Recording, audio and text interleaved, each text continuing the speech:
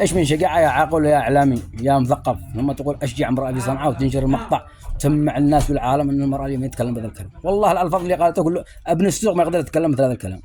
سألها الرجال معاه من يا بنت تبع من يا بنت قالت مع اهلاتك. لا بس مع اهلاتك وانا اخل امك مني او قالوا لك انا سعيدة عندي انا واليمن مع اليهود انا اشتغل عندك اعتراف مع اليهود. قاعد نشكر امريكا واسرائيل على التصفيات اللي قامت بها.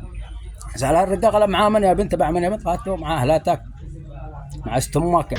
شنبلي باقي طرطور كل خالد حدك بادي ها تدخلوا جحروا قالت مثل هذا الكلام يقولوا ابن السوق. والله ابن السوق تكلم هذا الكلام.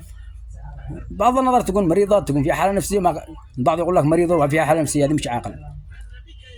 بغض النظر تكون مريضه ولا فيها حاله نفسيه مثل هذا الكلام لازم يكون لاحد. بس اللي يقهرك واللي يزعلك بس اللي يزعل والذي يعني يخليك تشعر بالغيره ان اعلاميين يمنيين كبار ومعارف ومشهورين يقول لك امراه ب1000 رجل امراه التي تحرر اليمن.